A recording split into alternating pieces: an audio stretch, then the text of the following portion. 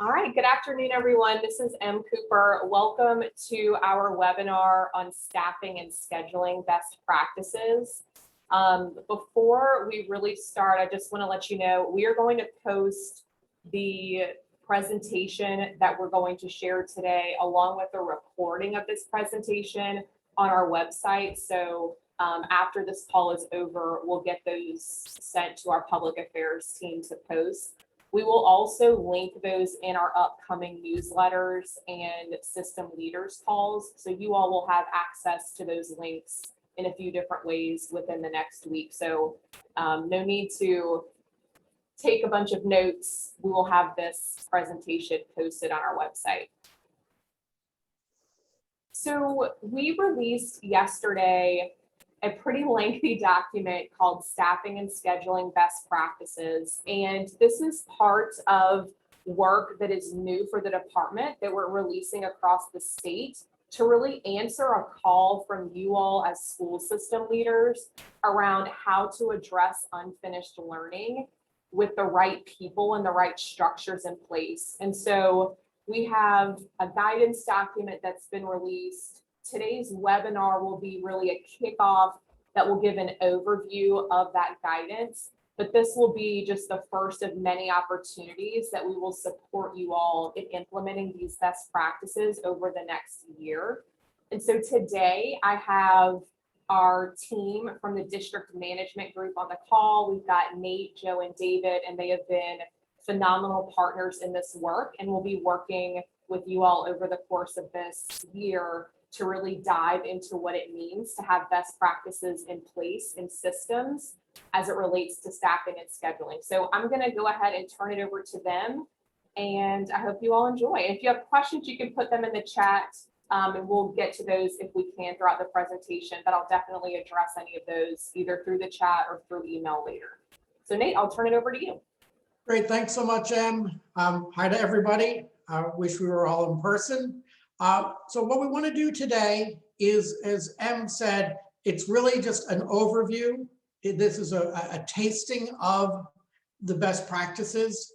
Just for clarifying, I think, yes, we're going to talk about staffing, and yes, we're going to talk about scheduling, but really the reason we're talking about staffing and scheduling is because as you come to understand and as we unpack, what does the research say about addressing unfinished learning and meeting the needs of diverse learners? Once you understand what it takes to really catch kids up, to make up for what has been obviously a very disruptive year, and to acknowledge that we had lots of kids who were struggling before we knew what a pandemic was, that when you look at what does it take to really catch these kids up, get them ready for success, college and career and post-graduation, that it turns out that if you don't tinker with staffing and if you don't rethink scheduling, it's virtually impossible to implement the best practices. So what drives all of this are best practices, and the very practical side of making it come to life is, yes, we've got to think about staffing and scheduling. Just a tiny bit about the district management group and our partnership with Ldoe, and then we will spend the time first diving into the best practices, and then we're going to give you just a selected, just a taste of some of the examples of what's in the guidance document, a taste of some of the levers you can pull to dramatically accelerate learning. And then we will close with sharing ways in which this help will continue. Because I used to be a superintendent, I used to be an assistant superintendent for curriculum instruction, and nothing can be more frustrating than spending an hour to learn about something and think, particularly something complex and important, and think that, okay, I should have it all done, or now I know what to do. This is just the first of a lot of opportunities to help you on this very important and very complex journey. So Ldoe and the district management group partnering together. The district management group, we're a Boston-based firm that have worked with school districts around the country in doing exactly this kind of work. It's going to come, our involvement will come in two ways. The first is we helped develop the guidance document that was just released. Hopefully people find it insightful, but more importantly, practical and useful. And then secondly, we will be providing a slew of supports from webinars, resources, Q&A sessions all throughout this year. And also, and we'll talk more about it later, some in-person supports and district-specific coaching as well. So a real package of support. To know, I think there are two things that are important to know about us in particular is one, we do bring a national perspective. We have worked in 40+ states with over 700 districts. We have seen a lot. And at the same time, I have spent, and our teams have spent a lot of time in Louisiana. We know you all as well. And I think that combination of local understanding and a national perspective is a good combination to help you help kids recover from the pandemic and close those achievement gaps and accelerate learning, which I know we all want to do. So what does the research say? And what should guide your efforts as you plan for next year and the years to come? Because this is a marathon, not a sprint. And the good news is the research, whether it's John Hattie, the What Works Clearinghouse, a National Reading Panel, and the Casey Foundation, all the major sources of research, they actually agree with each other. We're just not fighting over what works. Now, implementing them, that's a challenge at times, and we're going to help you with that. But so we have tried to put together in one source, it is a little on the long side, a lot of pictures and charts, but a document that it's the guidance document, 3 major sections, a general overview of the best practices, goes deeper than what we can do today on this webinar. Very, very specific granular recommendations around staffing so that you have the folks you need to implement these best practices, and some advice on where to find them, because we are practical people. We know that there are teacher shortages. We know the challenges we're up against, and we've tried to really be practical about that. And lastly, as I said, it is almost impossible to implement best practice staffing and best practice pedagogy if your schedule isn't also a best practice schedule. And we talked about what that is in the document, and we'll touch on it today as well. We've also, because we've done this so many times, we've also created what we call tips, cautions, misperceptions, and strategies to avoid. This is a nice way of saying, hey, these are things to watch out for, because others who have tried to do this, sometimes you stumble, that's to be expected, but the nice part is we can see in advance some of the most common stumbles along the way. And we've tried to pick those out for you as well. So at its highest level, what does the research say for accelerating learning? First and foremost, that high quality core instruction with an ultra focus on literacy is the foundation. At its most basic level, you will never intervene or accelerate your way to mastery. The core is the foundation, and that's going to be, it was always important. It's going to be doubly important as we move forward. Now, if you have a great core instruction and you have a great, strong literacy program, that is a necessary steps, but they are not sufficient. Kids who struggle, kids with unfinished learning, and kids with diverse learning needs, they're going to need extra time to catch up. This is where scheduling becomes so important. Time matters greatly.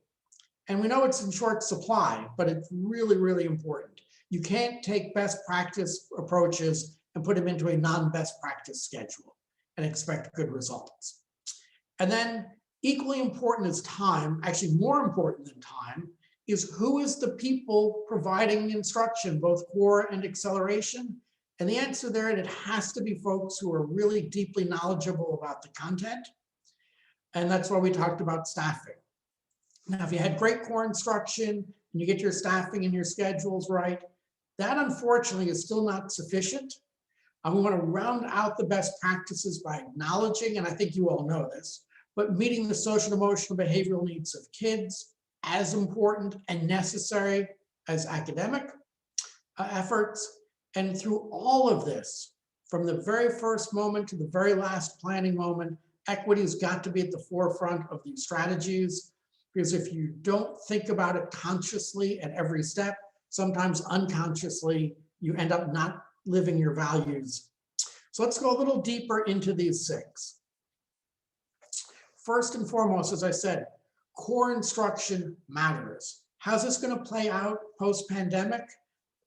It means that as you are thinking about getting extra time for kids to learn, or you're thinking about acceleration, or you're thinking about the extra help kids need, yes, you want to do that, but you can't do that at the expense of core instruction.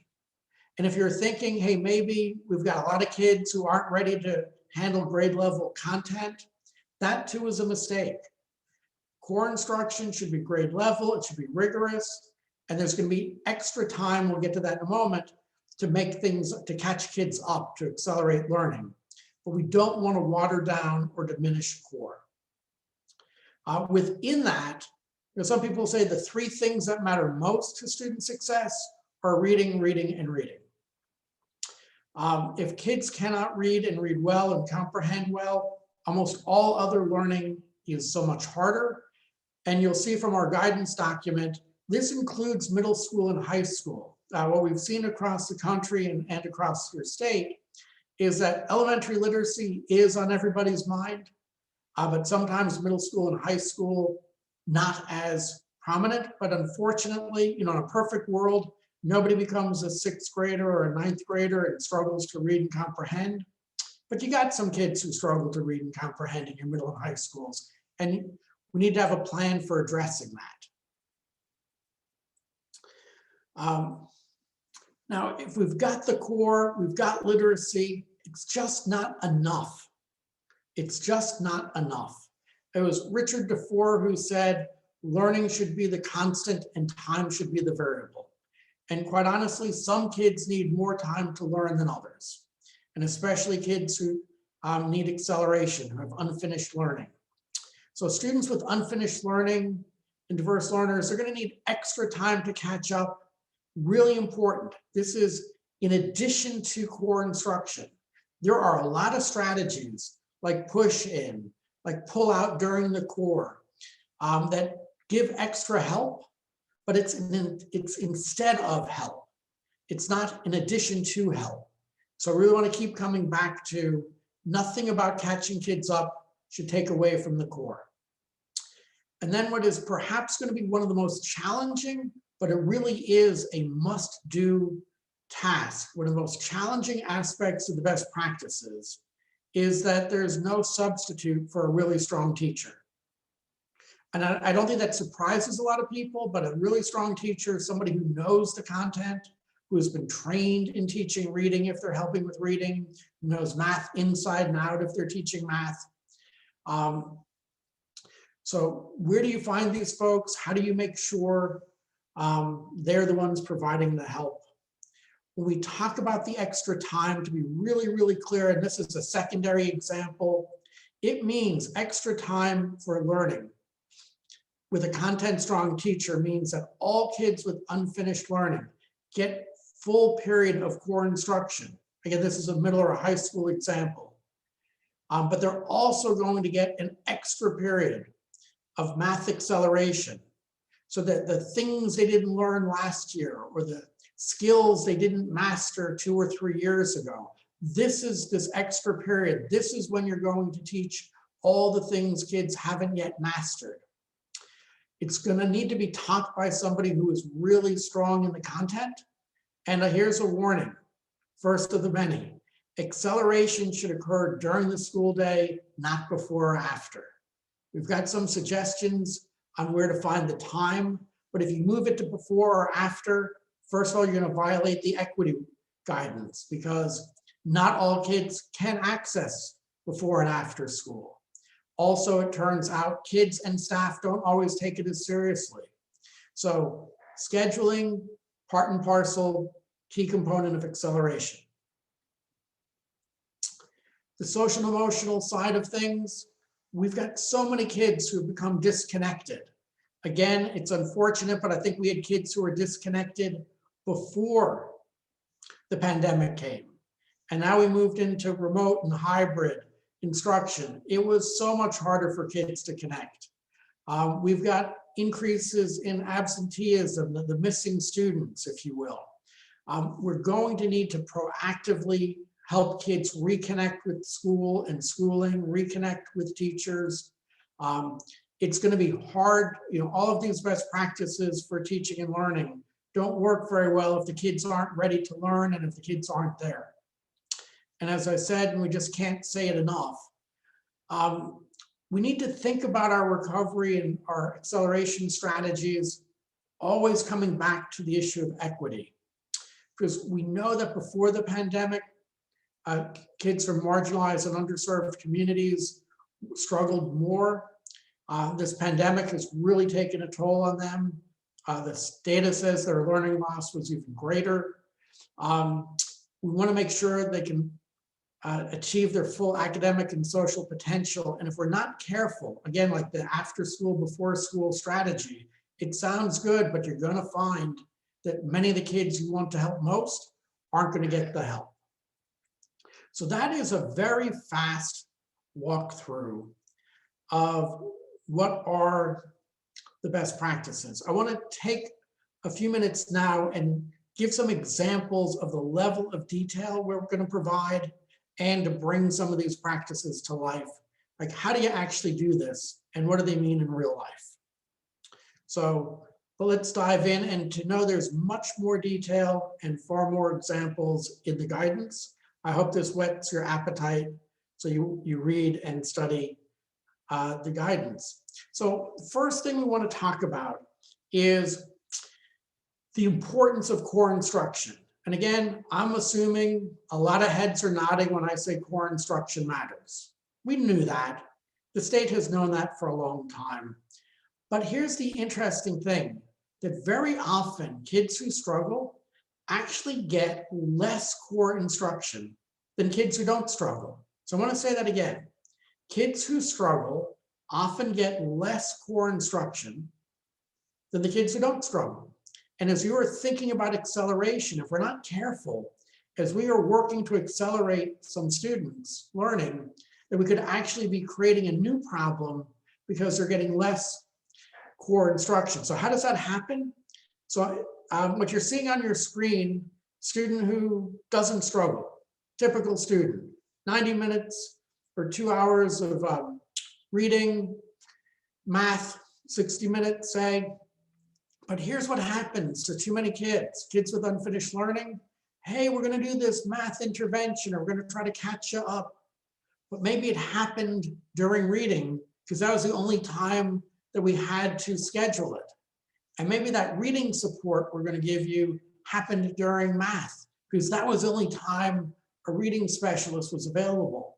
If you don't take full control, not just of the classroom teacher schedule, but of all the schedules in your building, and again, obviously this is an elementary example, if you don't manage the schedules of intervention, of reading teachers, of special educators, of speech therapists, if you don't do all of that, you unintentionally, as you're helping with one hand to provide these extra supports, with your other hand, you're reducing core instruction in reading and math. And that's going to take kids backwards, not forwards.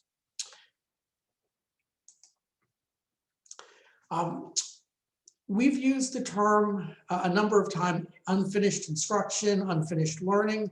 I want to really help crystallize what those two terms mean, because there is a difference. Both are important, but they're different.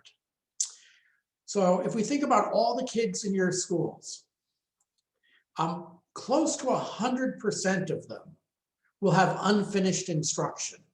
What unfinished instruction means is I was in 6th grade, but my 6th grade teacher didn't cover every single chapter in 6th grade math. Why? Because we were in a hybrid setting, or we were in a remote setting, and we just didn't have the time. Teachers had to make hard decisions about what to cover. And so if I went to a particular school and had a particular teacher, There's just some content that wasn't taught and nobody got it taught. That's unfinished instruction, and very large groups of kids will have unfinished instruction next year.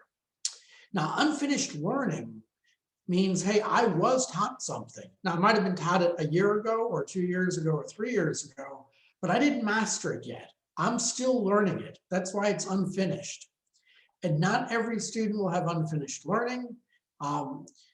Kids who have unfinished learning, what their needs are will vary student by student. So what we're suggesting is you need two strategies, and this comes to scheduling and staffing both. What is your strategy for unfinished instruction? Content that nobody got last year. And then you're going to need another strategy for those kids who were taught something but didn't master it yet. And unfortunately, you can see some kids have both. And having schedules that are reasonable and that can address all of their needs, really important. And how do you do this in a flexible way? So we have a lot of advice on how to do this, but I really wanted to make sure that if you have one strategy, that's going to be one too few. You need an unfinished instruction strategy as well as an unfinished learning strategy. If we think about acceleration, a few things that, this is going particularly to that unfinished learning, those kids who haven't yet mastered it, and we want to give them the extra time to help catch them up. Acceleration should be provided at least 3 times a week, and 5 is even better. And that's where looking at your scheduling matters a lot. And we also want to talk a lot about group size. Here's what we know about acceleration groups. If everybody had a magic wand, or if they had the Aladdin's lamp, people seem to want really, really small groups.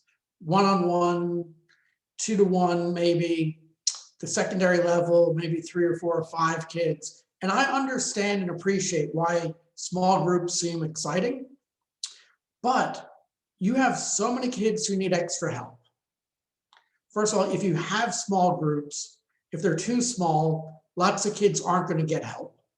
Secondly, the research is very clear that the size of the group is not nearly as important as 2 other things. So the size, how small the group is not the most important thing.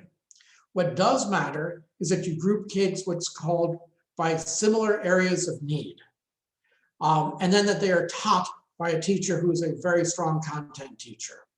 So what do we mean by similar areas of need?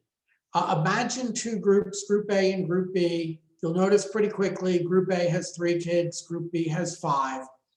And in the old way of thinking, a group of 3 has to be better than a group of 5 for acceleration. Small is wonderful. Except, imagine that the group of A has 3 kids, one who struggles primarily in fluency, one struggles more in comprehension, and the last in vocabulary.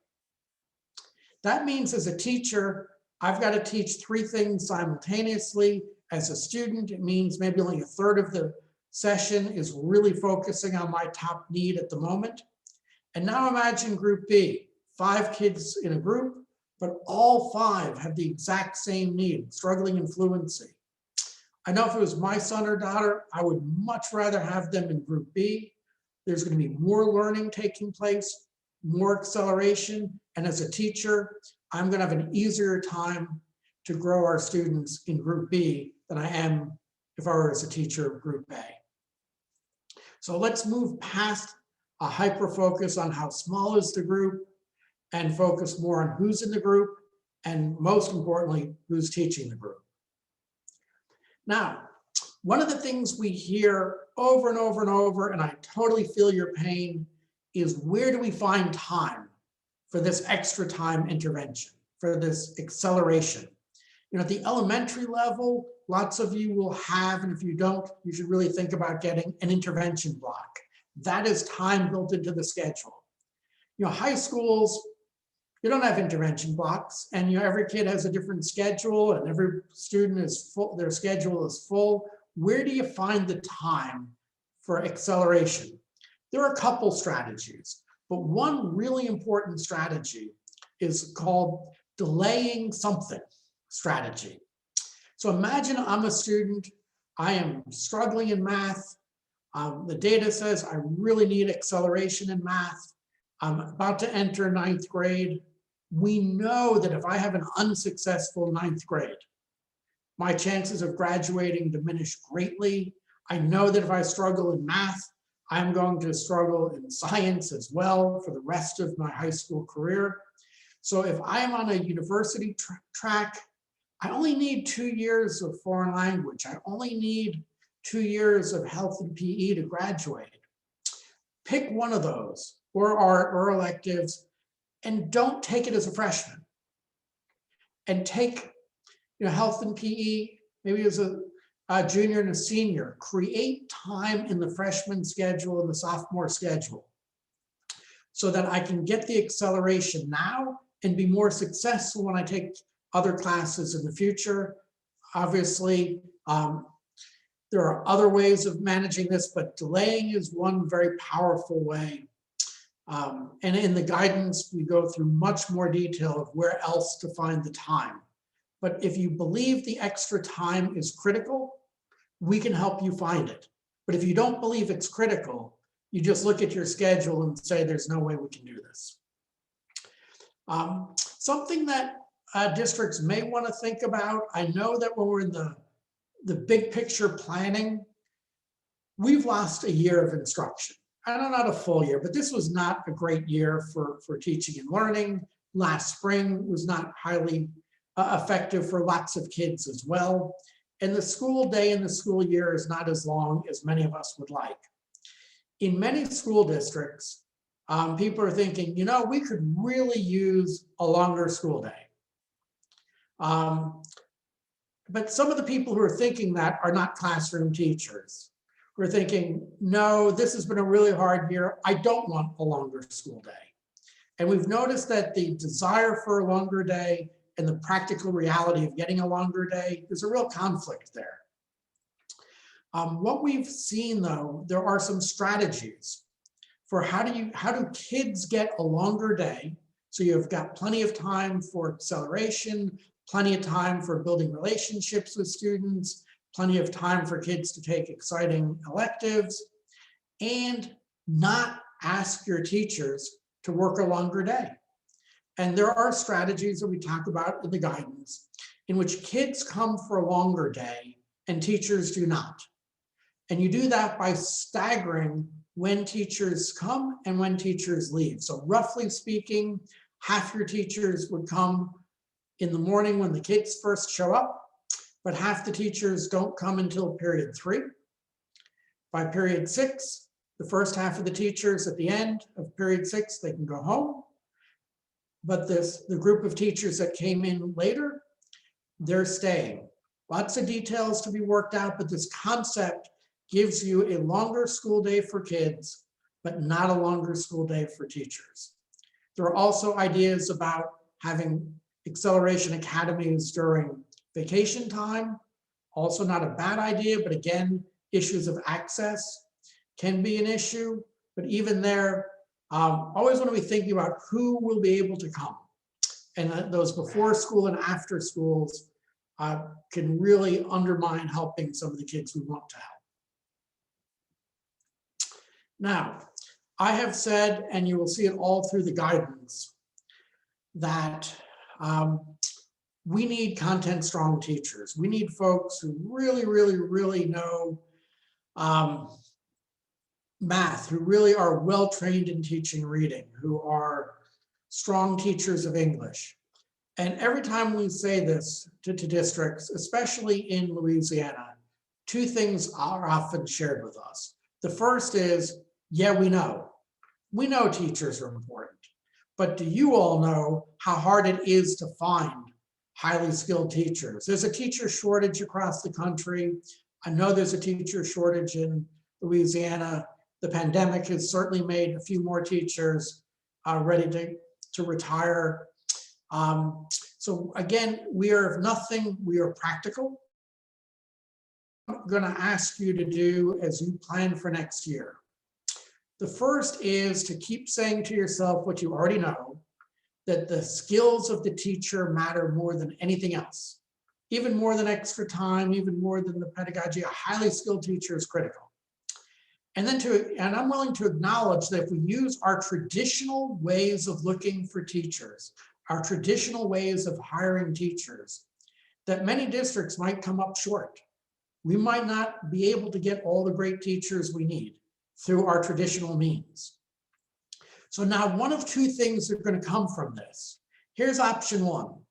We say, darn, I tried, but there's nothing we can do. Those folks aren't out there. And as a result, we're going to have paraprofessionals provide tutoring and intervention. We're going to have, say, special educators who might not be strong in math have to provide some math acceleration because I don't have enough math teachers. We're going to go on to do the next best thing. Or one of the things I've seen in middle schools is what's called the all hands on deck. We don't have enough highly skilled math and English and reading teachers, so everybody, including PE and art, they're all going to help out. So you can go on to that next best strategy, which really says we wanted content strong teachers, we don't have them, so we're not going to do it. That's option one. I don't like that option at all. I hope none of you like that option. Option two says, okay, let's think differently about how we're going to get the folks we need. So 4 different ways to get these acceleration teachers that you're going to need in larger numbers than ever before. The first is, and we saw this growing before the pandemic, retired teachers. There are so many veteran teachers who are, quite honestly, they've done their 30 years. They don't want to come back and have a classroom. They don't want to work full time. They don't want to go to faculty meetings. They don't want to do parent teacher conferences. 3 decades of that was a lot. So we know that they left the profession, but we have interviewed, and there have been surveys done, so many of these teachers who left the profession, retired, they really don't want to come back full time. And if you advertise to them or reach out to them, they'll say thanks, but no thanks. But here's what they do want to do. They really do miss working with kids. They really would love to work 2 or 3 hours a day or a couple days a week. There's this incredibly large pool of folks who are skilled, ready, willing, and able, and many of them even already know your schools, who if you created a part-time friendly environment, where it was easy for them to come in to do acceleration a couple to 3 hours a day or a couple of days a week. We have seen across the country very large numbers of retired teachers become acceleration teachers back before the pandemic. No reason to believe when fully vaccinated, they won't do it again. So retired teachers obviously talk to TRSL about the rules. They can't work full-time, but that's okay. They don't want to work full-time. But retired teachers are going to be an important, really important source of highly skilled staff. In a related but slightly different way is teachers who left to care for children or parents. We know that half of all teachers leave the profession after 5 years, some because they burnt out. But we also know that many just didn't fit where they were in their life. Childcare or parent care. Again, these folks, they really loved teaching. They aren't in a place where they can work full time, but the beauty of particularly acceleration doesn't need to be full time. So reaching out to them, again, you need to have very thoughtful schedules. Here's what I mean by a thoughtful schedule though. You need to be what's called part-time friendly. So if you're a high school or a middle school on a rotating schedule where period 1 is at 9 o'clock on Monday, it's period 1 is at 10 o'clock on Tuesday, and so on, that's not very easy for a person on the outside to connect with. Because if they need childcare, if they need to make plans, the fact that every day, first period is a different time of day, very hard for part-time staff to jump into your school. Same is true if you're on a 6-day cycle where, Mondays aren't Mondays. Like if you need childcare, you might be able to get a parent or somebody to come Monday mornings, they cover. It's really hard to say the day of the week will be different every week. So retired teachers and teachers who left, great potential, but you need to meet them halfway by having a schedule that makes their life easier. Another, shifting from those teachers, you've heard a lot, and if you haven't, you will, about something called high-dose tutoring. High-dose tutoring is getting a lot of attention these days because the research is saying high-dose tutoring can be incredibly impactful for acceleration. What high-dose tutoring is, and this has particularly been middle and high school, really pioneered at the high school, is where a tutor works with 1 or 2 students 2 to 3 hours a week. So very small group, very intense, focused on a particular topic. Now, here's a really important warning. I've met a lot of folks in the last 3 or 4 months who have said, I like high-dose tutoring, and our paraprofessionals are going to be great. We've got lots of them. We can get more of them. They're not nearly as difficult to hire. The term tutor doesn't mean paraprofessional. High-dose tutoring is using the word tutor in kind of the British sense of a highly skilled master teacher. Now, what we have seen in real life schools that have had incredible success with high-dose tutoring, they have not used paraprofessionals. They do need to be content strong people, but they don't have to be certified teachers. So recent college graduates with math or science or writing related majors. So if I'm a chemistry major, if I'm a biology major or a math major, I can be effective as a high-dose tutor. Or if I was an English or a social studies major, history major, I could help with writing. That's very different. Even though I'm not a teacher, I have a college degree and a lot of content expertise. So that's not the same as just a paraprofessional, even though these are non-certified folks. And to prove how just powerful being content strong is, there in fact been success with even current college students who are math or science or writing majors. So yes, better to have a college grad, but a junior or a senior with a couple years of college math behind them can still be an effective tutor with some guidance and direction. You'll notice that all 4 of these strategies have 2 things in common. One, they are really trying to rely on folks who have expertise, who have training in the content they're teaching. And 2, they will look or feel weird. I get it. I mean, this is not the way most people go about hiring, but the need for acceleration is so great that if you just use your regular method of posting, interviewing, and hiring, you are likely to come up very short. And when you come up short, you'll do one of 2 things: backfill with paraprofessionals or provide less acceleration than you and we want you to. Now, before we wrap up, we've talked a lot about some of the things you should do. I think it's also important to acknowledge that some of the things we have done in the past, they weren't that effective. And again, this is not Nate's opinion. This is John Hattie, What Works Clearinghouse, deep studies of achievement gap closing schools. And there are 4 things that as you are planning for next year, is let's remember they weren't that effective in the past, and there's no reason to believe they're going to accelerate learning in the future. The first is using paraprofessionals for academic support or reading instruction. This is not a knock on paraprofessionals. They play an incredibly important role around behavior, health, and safety. Lots of things they do exceptionally well. They're incredibly important also for kids with severe needs, so we can have inclusion, which is a best practice. But if a student struggles in math or struggles to read, they're just not the best folks typically for the job. With one exception, some paraprofessionals are amazing because they're in teaching programs, or they're on the way to becoming certified, or they've even been certified but haven't gotten a job yet. So always exceptions to the rule, but on general, teachers are going to be vastly more impactful than non-certified staff.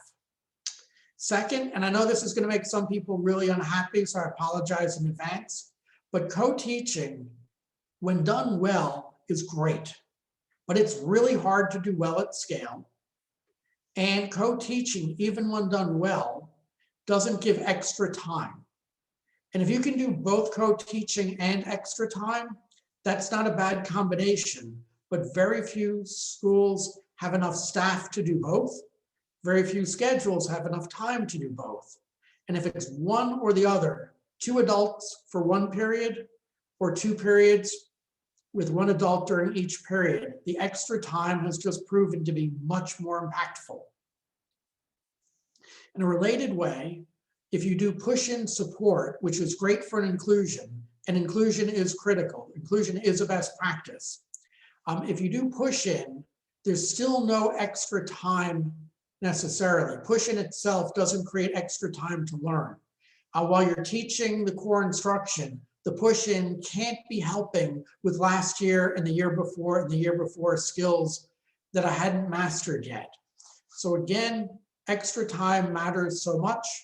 Co-teaching and push-in are not a path to that extra time.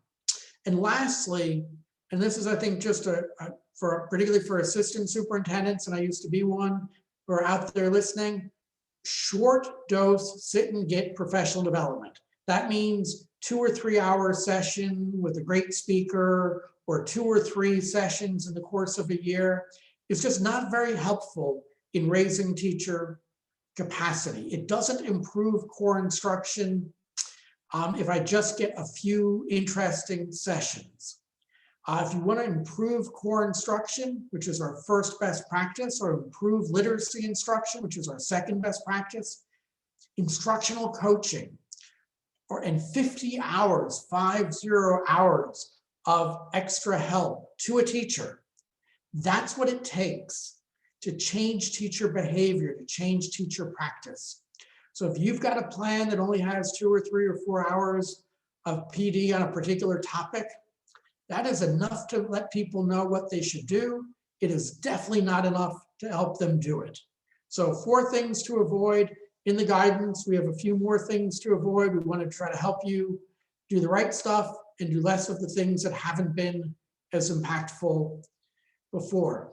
Now, this is a lot, and I apologize for moving quickly through an awful lot of material. The goal today was really to do 2 things. One, to give you a very high level taste of what is in the guidance. And second, hopefully to get you excited enough to think that this is a path to recovery and acceleration, that you're going to want to engage more in this. Because we don't, point 4, nobody learns from sit and get. This was sit and get professional development. We know this is not going to change your world or change the lives of kids, but this could be the start of that 50 hours worth of support. So I'm going to turn it over to Em to walk you through how else we can help you on this very important journey. Great, thanks, Nate. So before I jump into the support, I do just want to say, Nate and team, thank you so much for putting this together for us. I also know that several of you all are private messaging me asking about if this is required in any way. So to be clear, the guidance that we have put out this session today, the support that I'm going to talk through in just a second, is just guidance. It is recommendations. It is ideas for you all to go and implement. This is not a mandate across our state in any way. We are responding to an overwhelming need that we have heard from you all around staffing and scheduling best practices and the guidance to implement that. And so this is one of the ways that we are helping you all do that. So everything that you've heard today, along with what is in the guidance, you'll notice is a lot of samples, a lot of models, a lot of suggestions, a lot of ideas about how to do this. So please know that they are just that. So there are tons of ways to implement best practices in staffing and scheduling. Nate talked about some today. The guidance talks about more, but none of them are a requirement from the state. So I just wanted to make sure I said that to everyone instead of just responding to people in the chat. So the support that we are going to offer you all over the course of this year really comes in two categories. One is support that we are offering for every school system at no cost. So on the screen, you'll see we've got some best practice webinars that we will be scheduling throughout the spring, the summer, and the fall. We are also going to host job alike sessions. So we have 4 job alike sessions we will offer again this spring, in the summer, and in the fall. And those 4 groups are your district academic leadership. So that can be curriculum, academic leads at the system level. The second group is going to be school leaders, so principals, APs. The third group is going to be diverse learners leadership. So your special education coordinators or directors or English language supervisors. And the fourth group is going to be counselors at the school level, and then also any counselor leadership you have. So those are the 4 groups that will meet 3 times this year. And in each of these groups, we will go over the staffing and scheduling guidance specific to that role, but also provide you all opportunities to share with other people that have the same job as you, which I know is not always given. And so we want to make sure you have that opportunity. The last item you'll see here, again, available to everyone, are going to be Q&A sessions throughout the year. So it will be similar to how we have office hours for other offices in the agency, but you all will call in, ask questions, we'll deliver support. We'll also review any frequently asked questions that we're getting from the field. So really just another opportunity for you all to jump in and get more feedback. On the next slide, you'll see the second group, the dates for the webinars. So we're gonna have one May 5th. This will be just not an overview like we did today, but really getting into some best practices. And then the first set of those job alike sessions will be in May, and the dates and times are here. For each of these, you will register for the session. So the link will go to a jot form for you to register, and then you will get the information with the webinar information after you sign up. And we'll do this for the summer and fall as well. The second group of support that I was talking about is support that your system can purchase. So with the purchase of additional support, we're offering 3 regional support sessions. This would be for your system team to attend all 3 of them, and they will happen over the course of this year. They are hands-on workshop, getting into staffing and scheduling for your system and just talking through different opportunities for improvement there. And then in addition to that, you'll receive the opportunity to have individual coaching calls with the DMG team. So this could be your system level team wants to share a draft of some ideas they have. Maybe you have a bunch of questions. Maybe you have some schedules you want them to look at and answer, some questions you have around barriers you're having, but it's individual between your system and the DMG group. These supports here are $2,500. So I know you all are receiving a lot of money right now, and you're trying to figure out, how do I best invest this money into things that can be sustained over time?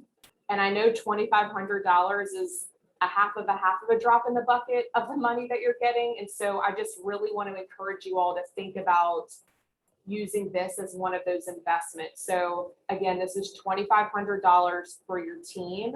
It will happen over the course of this calendar year, and you'll receive those 3 support sessions. The first one will be virtual, the other 2 will be in person, and then those individual coaching calls.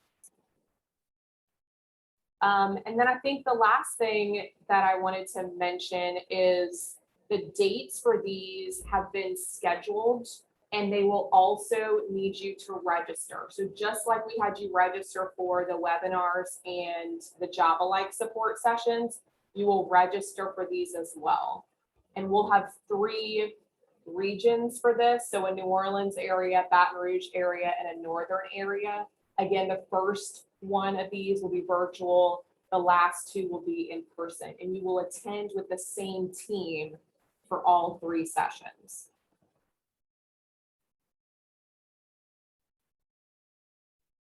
And I think I just, wanted to wrap up by saying this is a lot of information. This guidance is very robust. And you all wanted that. So a lot of times at the department, we release a lot of 1-pagers for short documents. You all asked for pretty intensive support here. And so we are hoping that this is answering the need that you all have said. We are going to have this recording along with the presentation in the school system support library. Again, I will link those things within our weekly newsletters and our system leader calls, so you will have access to that. I do want you all to leave today and access the guidance if you haven't started doing that yet, and begin meeting with your team to come up with a plan for how you want to implement this. If you are a system that really wants to invest in this work and you want to purchase the additional support, I would go to the link today and register your system for this. If you still are thinking about whether or not this is the next thing for you to do, I recommend you attending our best practices webinars, our job-alike sessions in May, or email me. We can jump on the phone and talk through things. But again, I think this is another opportunity for you all to invest your federal dollars that you're receiving in a really smart way. My email address is on the screen. So if you have any questions about this, if you want to talk through some of these support options, if you want to talk through ideas, you all know that you can always email me. I'll jump on the phone with you if needed and talk through. So thank you all, Nate, Joe, and David, really appreciate your work. Thank you all for being here today. And again, the recording of this and the presentation will be located in the school system support library. So we will see you all hopefully on May 5th for our next webinar. Thank you all so much. Have a great day.